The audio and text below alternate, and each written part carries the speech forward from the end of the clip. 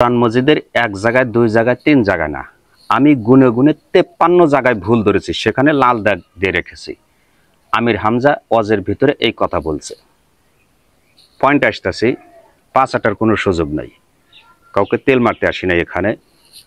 গ্রাম অঞ্চলে যখন কুকথা বাতাসে ওড়ে, বর্তমান জামানায় আলেম ওলামারা ওয়াজ করলে, ধর্মীয় সভায় জলসা করলে সামান্য একটুকা যদি ভুল পায়, অসংখ্য ইউটিউবার রিলস টিকটক ভিডিও যারা বানায়, কাটছাট করে শুধু একটুখানি 10 সেকেন্ড 20 সেকেন্ড অংশটা তারা রিলসের আকারে ছেড়ে দেয়, টিকটকে ছেড়ে দেয়। সামান্য 10 সেকেন্ড 20 সেকেন্ড কথার মাধ্যমে কত বড় একটা ফিতনা বিভাজন সৃষ্টি করে আলেম ওলামাদের উপরে। সাধারণ মানুষ যখন এইটা ওয়াজটা শোনে, আমি এক জায়গায় না দুই জায়গায় না 53 জায়গায় কোরআন মজিদে ভুল ধরতে পেরেছি। এই কথাটা ছোট্ট এতটুকু অংশ শোনার পর সাধারণ মানুষ নিঃসন্দেহে একটা মলনার প্রতি বিষোদগার ছাড়ে। যেখানে আজ থেকে 1400 বছর আগে নবী করিম সাল্লাল্লাহু আলাইহি সাল্লামের উপর নাজিল হয়েছে আসমানি কিতাব আলিফ লাম মিম, ইহার অর্থ আল্লাহ তাআলাই ভালো জানে। জালিকাল কিতাবু লা রাইবা ফি, ইহা এমন একটি কিতাব নিঃসন্দেহে এর ভিতরে কোনো ভুল নাই, কোনো অবকাশ নাই। অথচ সেই কোরআন মজিদের এক জায়গায় দুই জায়গায় না 53 জায়গায় আমি ভুল ধরেছি। পরের অংশ যে ওয়াজের ভিতরে যে টুকা আছে, এই টুকা কাটছাট করে বাতিল করা হয়েছে। আর এতেই সাধারণ মানুষ ভুল বুঝতে পারে যে আমির হামজা এত বড় কথা কোরআন মাজিদের ভিতরে 53 জায়গায় ভুল ধরছে, এটা আপনার কোন ধরনের আলেম? পাঁচ আটার কোনো সুযোগ নাই, আগে দলিলটা দেখাই। মুসলমানরা বলে আমাদের কোরআনে কোনো ভুল নেই। 53 জায়গায় আমি ভুল করেছিলাম আমার মন মতো।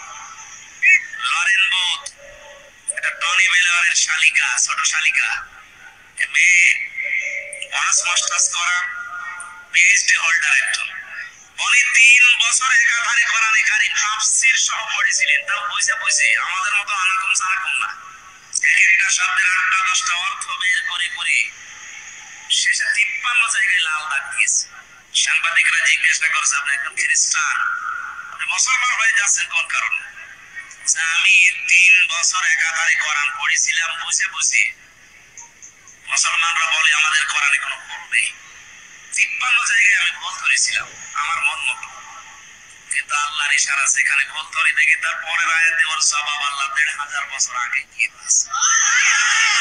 মুসলমানরা বলে কোরআন মাজিদে কোনো ভুল নাই, আমি ভুল ধরেছিলাম 53 জায়গায়।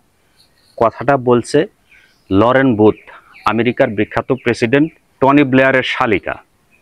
তিনি একাধারে অনেকবার পিএইচডি অর্জন করছেন এই কোরআন মজিদের উপরে।